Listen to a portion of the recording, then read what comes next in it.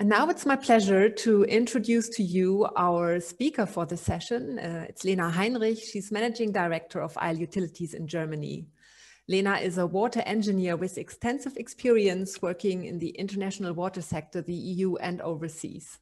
Her special technical expertise is in the field of hydrogeology, water resource management, and water treatment. And over the years, she has worked alongside technology companies, end users of technology, and investors alike, and brings a wide understanding of the different approaches and challenges to innovation.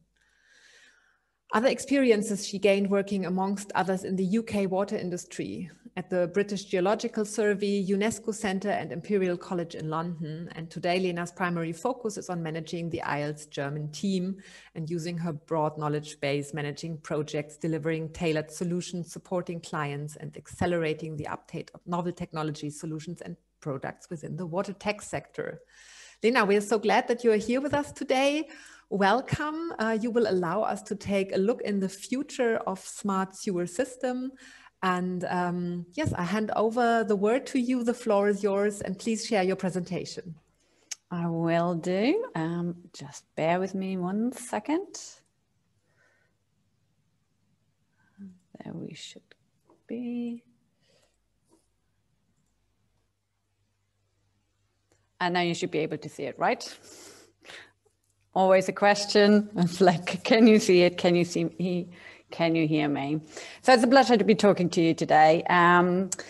It's IoT networks and sensors and really taking a look into the future. So welcome to everyone and joining our session, and hopefully we will have time to have some good discussions afterwards as well in regards to what everybody is doing in this field at this moment in time as well.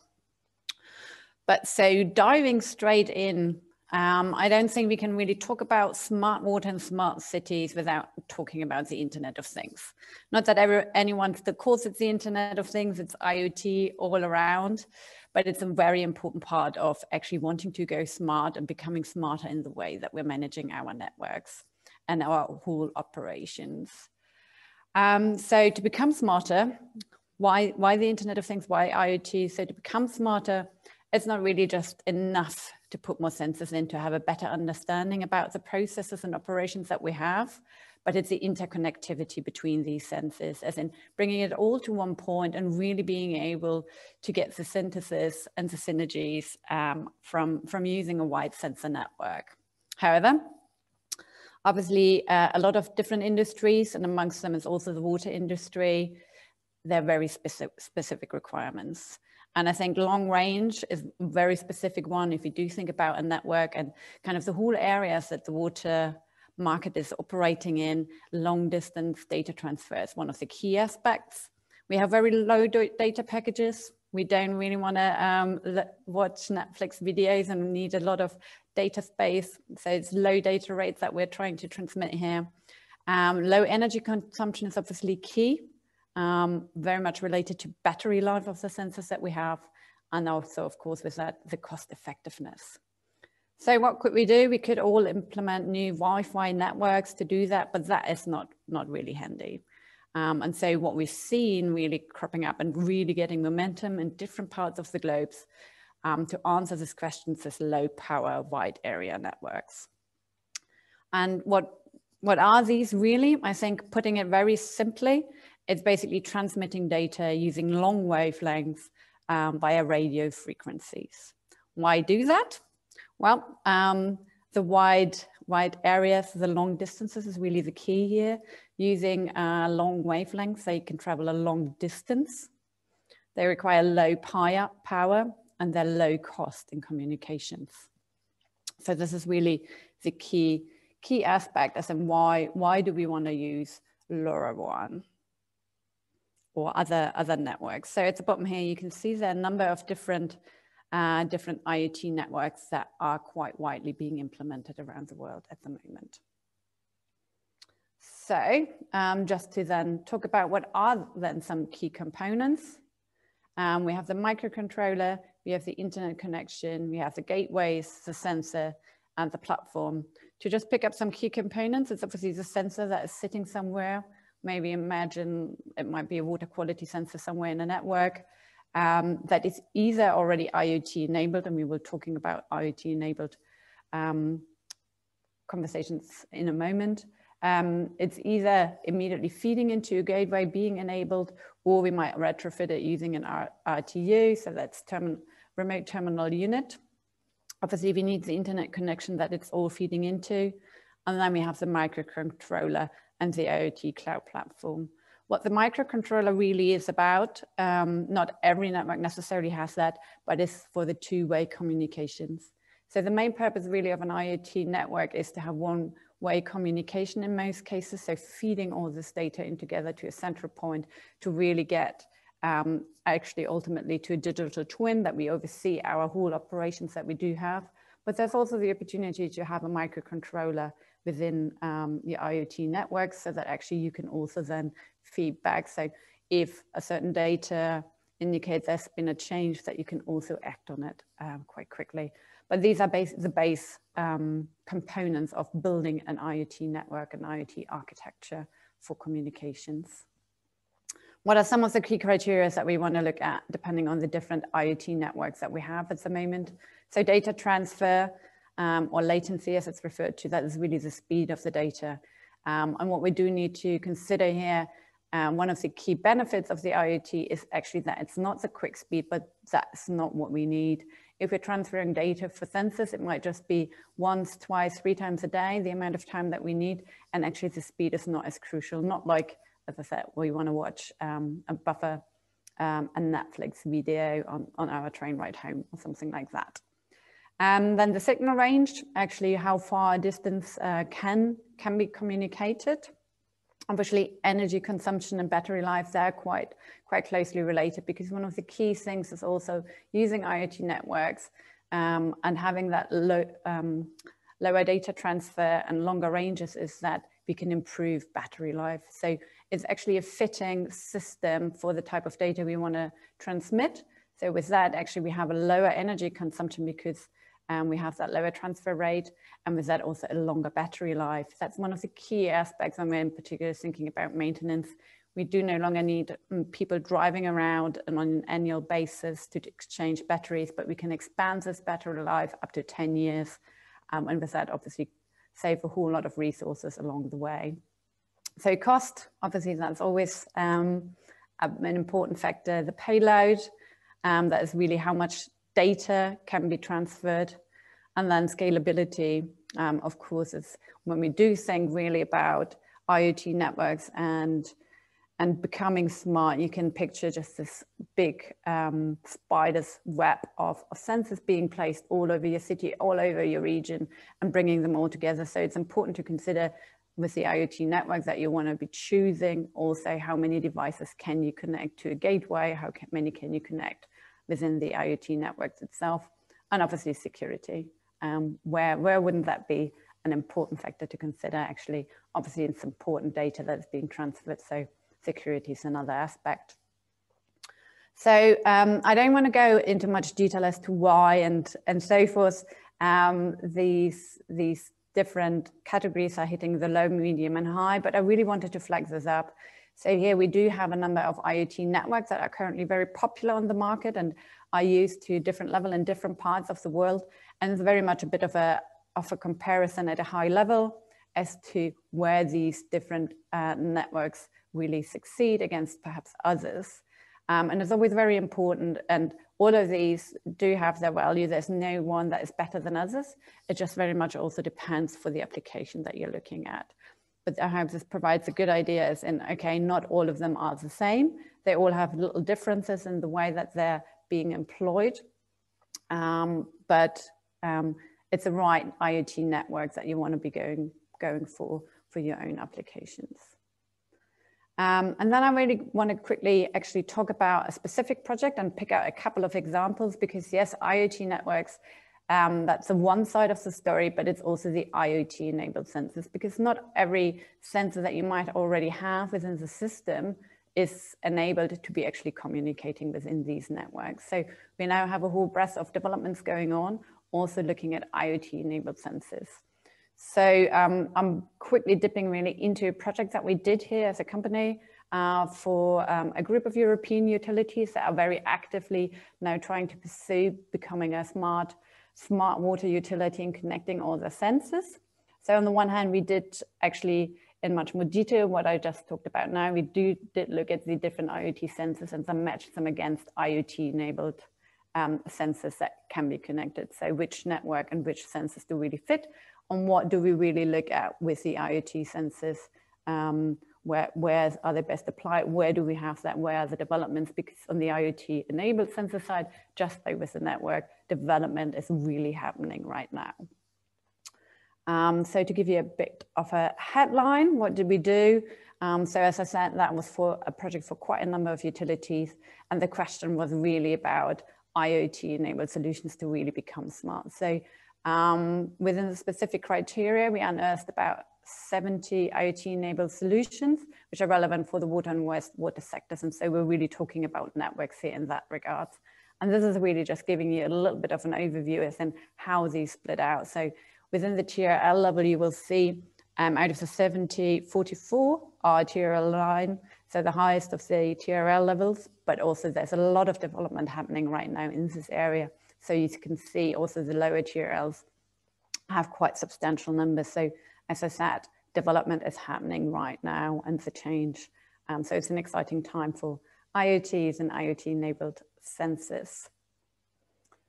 And with that, I just really want to pick up a couple of examples that I brought with me just to give you a little bit of a flavor as in what we're seeing at the moment in regards to IoT-enabled technologies. So one quick example I want to touch upon is the IoTank sensor. So this is a US company. Their specific purpose in life is really about easy retrofitting of septic tanks. Because really, obviously going back to the key, then why do we want to have IoT networks and IoT-enabled technologies? What they really want to be able to do is be much better maintaining the system. So it's an easy retrofit solution. So as just shown in the picture on the left-hand side, you do drill a little hole into it and basically you put in your sensor and then it's just peeking out of the top and can transmit. So that actually not only can they monitor much better the asset life, so they're looking at lovely things such as the sludge levels and the scum and so forth. So they're not just can monitor where's the asset life, but also of course schedule much better maintenance or emptying of the septic tanks itself. This is a US company here, and actually they're at the moment at a TRL level 5 to 6. So it's also an earlier development and they're currently looking for deployments within the utility sector to really demonstrate the purpose of their solution.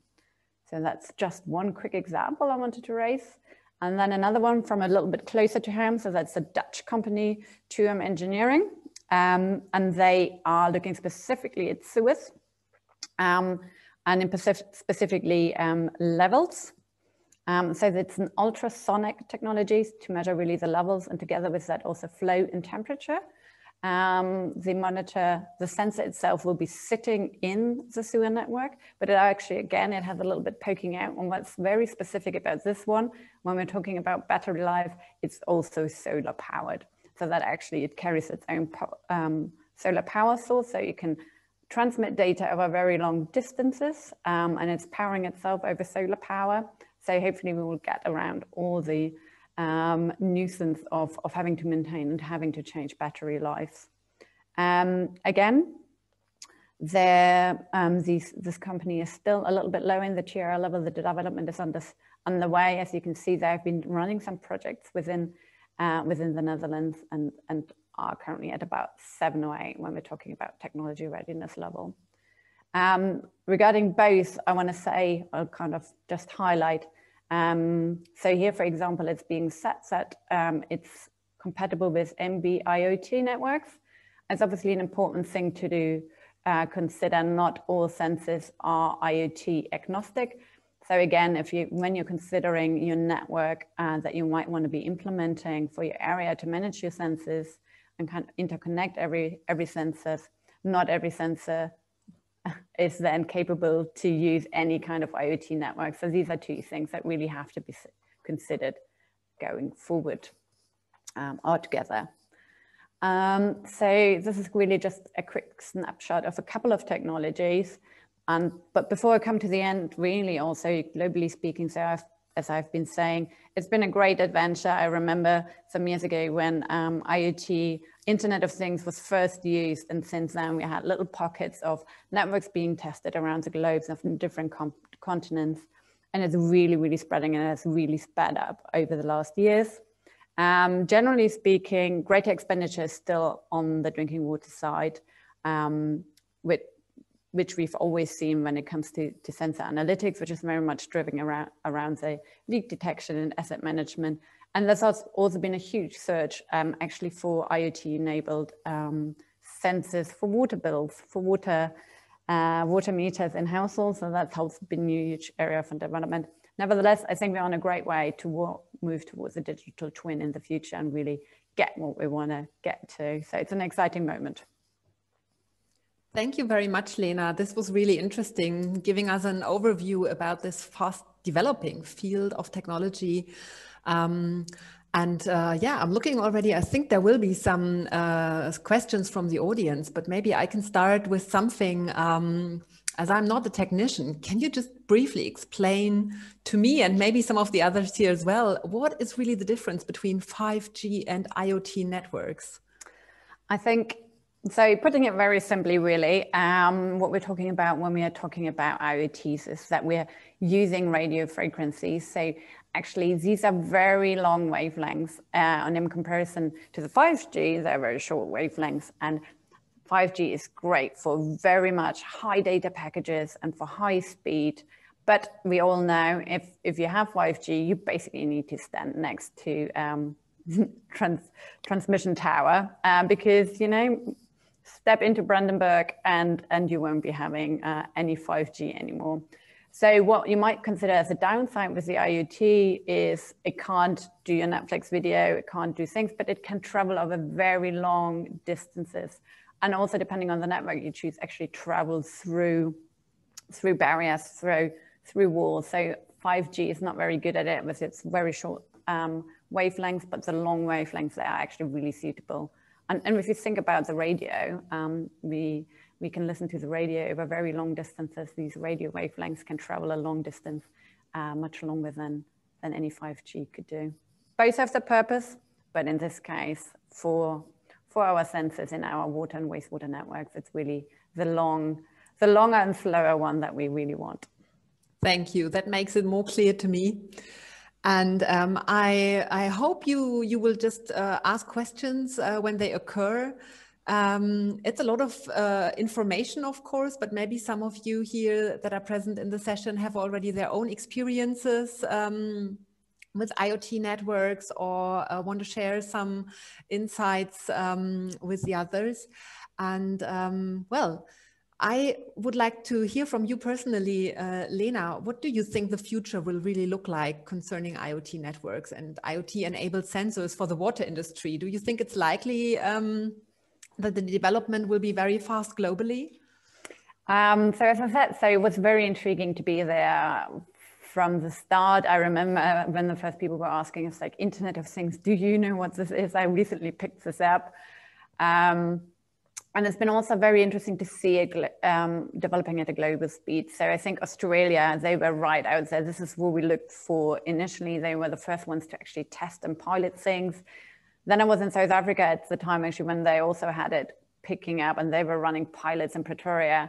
And I think different countries, different speeds, but also big telecommunication providers have actually picked this up to also provide IoT networks, which has really provided a push, bringing this into the market in different countries. And it's really over the past, let's say, 2-3 years where it's really been pushed. And I think everybody has just been popping up like mushrooms everywhere. Suddenly it's like we had the first one in Australia where we all looked to, and then suddenly they're coming up everywhere. And I think really, as I said, as in with any kind of sensors, we do have a little bit higher expenditure on the drinking water side initially. That is really a push always on the drinking side, crucial infrastructure, leak detection, obviously water security for drinking water, where we see development being pushed, but sewer networks are not really that far behind. And it's really getting to an overall picture to what we are referring to as a digital twin. So that basically the operator at a site, at a laptop computer somewhere can open it up and can see the whole network in one go. from what is really right here to far out into further distances, and can operate it very smartly. Obviously, there's a lot of AI solutions that are coupled with that as well, so that actually decisions can be done very quickly and managed interactively, considering all factors, so that everything is basically linked. Thank you. So we have a question from Michael Kahn. Will you unmute yourself and then you can pose the question yourself? Right. Hi, Lena. So the question, nice to see you again. Hi there. Excellent talk, really enjoyed that. So the question I had was that, the deployment of Internet of Things, the cost associated with this infrastructure may be passed on to the consumer. And do you see that this will impact how quickly the technology will be rolled out and its deployment? Customer bills. Well, interestingly, as I said, where we have seen a huge surge in IoT-enabled solutions and sensors being installed is actually in regards to water metering, so to be better at billing customers. Of course, I've seen it also in different countries, different ways. It may be passed on to the consumer. Obviously, we have also very different systems. So if I think about the UK, obviously you're very familiar with the UK as well, how it's working there. With also regulating how much can be charged to the customer. Obviously, it is an issue. However, I don't think that actually the cost benefit in the long run will not stop it and being implemented. Thanks a lot, Lena. Cheers. Good to see you. Well, hear you. Thank you so much. Yeah, well, talking about the cost, what are the biggest obstacles really? What do you see? What will hinder the rollout, if any obstacles are there? So I think in the beginning we saw it being very shy. We saw it working already quite well and being picked up rapidly in Australia, for example, but then there being a shyness. And it's like, who is taking on that risk initially to implement these type of networks within a country? So as I said, so big telecommunications companies also picking this up and running with this and offering this type of network to different entities has really been a force, also getting it out there much more quickly. I think data security is forever. Obviously, we're talking about very crucial, critical data by customers. So making sure and ensuring that the data is kept in a safe space. Different companies, different countries, different preferences of how this is being done, but tendencies towards, if you're talking about water companies, that obviously the data is not leaving the grounds as well. So ensuring that aspect is also one of the key factors that's always coming up right away. All right. Yes, data security is certainly something that we have to keep in mind whenever we talk about IoT, Internet of Things, and networks. So I don't see any more questions from the audience. I think that's a compliment to you as well, Lena, for such a comprehensive presentation on the topic. And maybe the experiences are not yet so extensive within the community. Yeah, well, we only have 2 minutes left, so we're pretty excellent in time, I'd say. But we have one more question, and that is from Richard Festner from Bentley. And Richard, please unmute yourself. Thanks, Julia. It just sounded to me, Lena, that the radio transmission of signals is a must for being IoT. I mean, you can also build up an IoT by wire transmission of signals, right? Yeah, so it basically isn't like radio transmission, as in it's a long wavelength, and it's an unlicensed set that is normally being used for that. So, and basically, if you think about your radio frequency, it's one that isn't used that they may be using. It's unlicensed, and that can then be used. So it's about the long wavelengths at a certain spot. Sure, but can't you also build an IoT network with wired signals? Oh, with wired, sorry. No, I think you could do, but I think the whole purpose really is around, we're not just talking about 500 meters or 5 kilometers and having to then go ahead and trench cables into the ground to connect all of these via cables. I think it would be a huge undertaking if you wanted to connect all your hundreds or potentially thousands, depending on what type of water company you are. You know, for example, speaking UK, these are more like the size of states. So you want to connect all of these sensors. I think it would be a huge undertaking if you wanted to connect all of these, especially the ones that are further remote in the fields. And these are really the key point to this. Of course, within a water treatment plant, it's much easier done, and that's great. But if you think about a sensor that is measuring some sewer levels, you know, about 5 kilometers distance from your operation center, and then we're talking something very different that would be very difficult to achieve. Sure. Okay. It was from a definition standpoint, but I'm clear. Thank you. Excellent. And now we've already come to the end of the session, unfortunately. But thank you very much. I think this was very interesting, insight in this topic. And I'm sure if any questions arise later on, Lena, and if I may say, IoTilities are also a member of German Water Partnership, and Lena is active within our network as well, and can be certainly reached on social networks and is findable. So thank you very much. Yeah, if you come, and I do also gonna have a table in the networking session, so do come if you have any more questions. We can discuss more IoT or other things, and otherwise give me a call or find me via email. Perfect. The networking tool on Wonder here on the platform, that's the place to meet you then. Okay, thank you. And for everyone else, please head over to the main stage if you're interested in getting summaries on the sessions, and see you later, hopefully. Bye. Thank you very much. Bye-bye.